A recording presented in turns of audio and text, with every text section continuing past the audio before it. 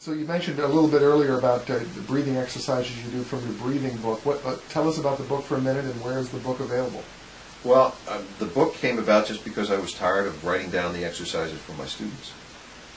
It's just a pain in the neck every time they come in for a lesson. All right, so what do I do? Well, you're having some problems with your breathing. It's not about your tonguing. It's not about your lips. All those things look like they're working just fine. But you have, would always take it back to the very first part. These are all wind instruments. Doesn't matter whether it's a flute or a bassoon or a trumpet or a trombone. They're wind instruments. So I took it back to the basic part, and I started writing out exercises and borrowed from teachers I had studied with. And like Frank is a perfect example. I'd hear him take a breath and think, oh my God, I really better relax and take a deep breath, because he's serious about this. Frank Ederer. Exactly, yeah. So I just put all that stuff together into a book, published it. I've been selling it on my website, which is myname.com, just calvinprice.com, and through Mike Thompson at thompsonmusic.com. And I had a really nice review from the ITG. There are a lot of nice testimonials from good players and terrific players and teachers around the country. So it's going well. I'll bet. Very cool. Okay, so calvinprice.com. Right. To grab the book. How much is the book? I think it's on the web. It's $17.50, something like that. Cool. The book. Cool. Yeah. And it's in color. It's not black and white. Very good. So, Cal, beyond the LA studio scene and then the normal, symphony and opera stuff in San Diego, I know you've got other stuff going on. What else is happening with you in your musical life?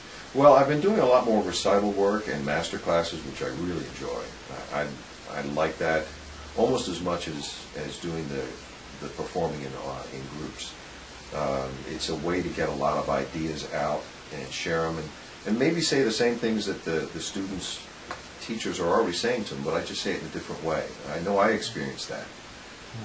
I'd study with someone for 2 or 3 years, and I just wasn't getting the idea, and then I'd hear someone speak at a symposium, do a master class, a seminar, whatever, or just a casual conversation, and I get it.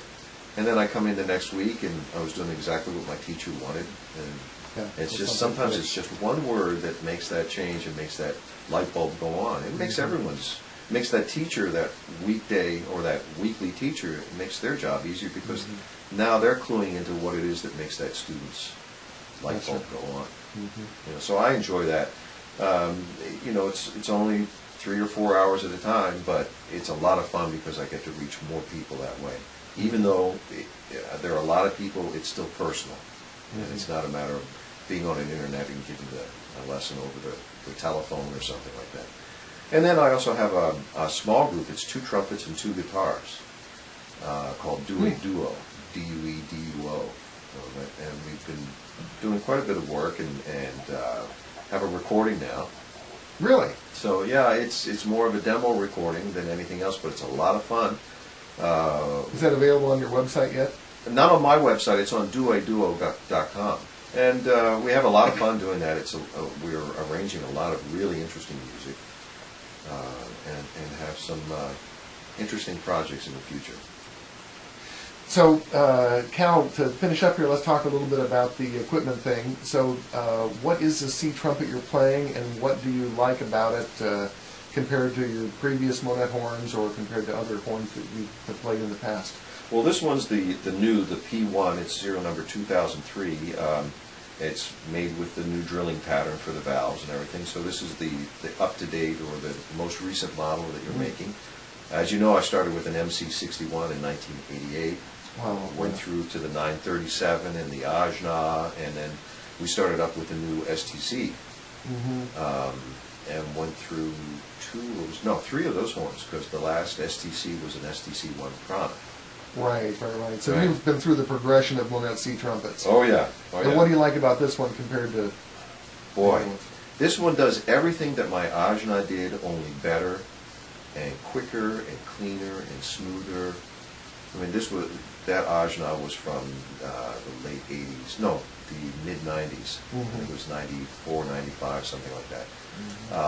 But this horn just does everything I want it to do and makes it easier. It's cleaner, it's smoother. This is the best one I've played yet. This is the one that works for me. Okay, so it's a Prana one, and it's working okay in the orchestra, and your conductor likes it. And Oh yeah.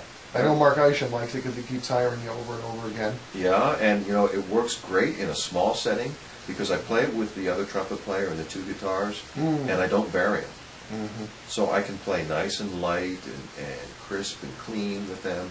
But if I need something really big, like we're doing Aida on, this is Tuesday and I'm doing it tomorrow night, I've got to be able to play all of those banda parts. Well, not all of them, but some of the banda parts are actually in the pit for this production. And they need to hear them. And they hear them. Yeah, I've noticed when I've heard you play in performance in various settings, there's no problem by hearing you ever. Yeah, well, and I find that I don't have to work as hard. We did Zarathustra about 3 weeks ago, and I didn't feel like I had to work nearly as hard as I remember first practicing Zarathustra when I was in college. Of course, that was a different era anyway, but, pre-Monette horns, I was like, oh my God, I hope it comes out. Now it's just, how do I want this to come out? Will it? So, Cal, you've been here for the last day or so, and we've been doing a little bit of custom mouthpiece work. And a month or two ago, I think I designed something in the computer for you and sent it out. You've been playing it ever since, and it's been working. Yeah, from the moment I put it in the horn and started to play, I knew this was one that was working.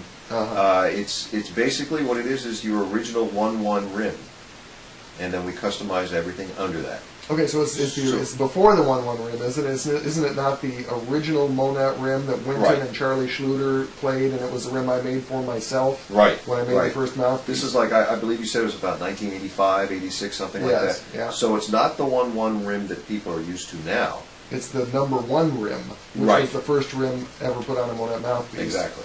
And then we have a special slap cup on there for you. Right, and we've been messing around with the various slapness. It's really, for me, it can almost get confusing because we split hairs so much. I mean, we're trying to turn this into, we're actually turning it into a really finely tuned adjustment. And, we had 4 winners yesterday, and it's really hard to narrow them down, and it becomes just a matter of personal preference. Do you want a little more cushion in the feel?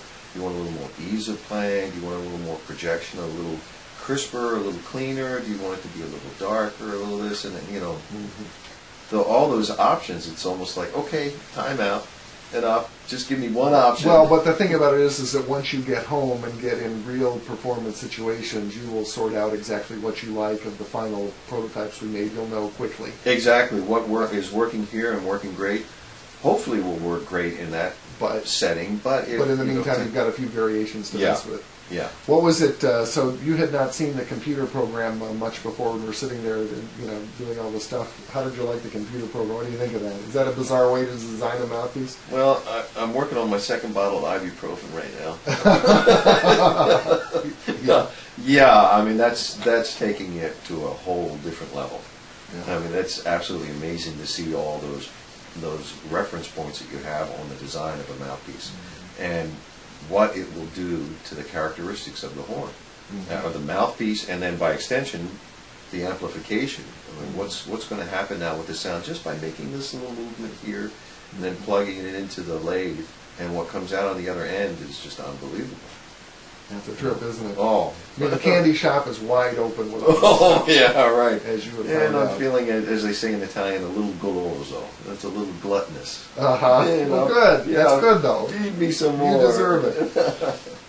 Well, Cal, this has been great. You've given us a spectacular interview here, and it's going to be very hard to edit this because I'm going to want to keep in every little bit. So we may have to do this in 2 parts. But anyway, we'll see how it turns out. And in the meantime, thank you for the last 20 years of fun and camaraderie. And my pleasure. Making good Believe me.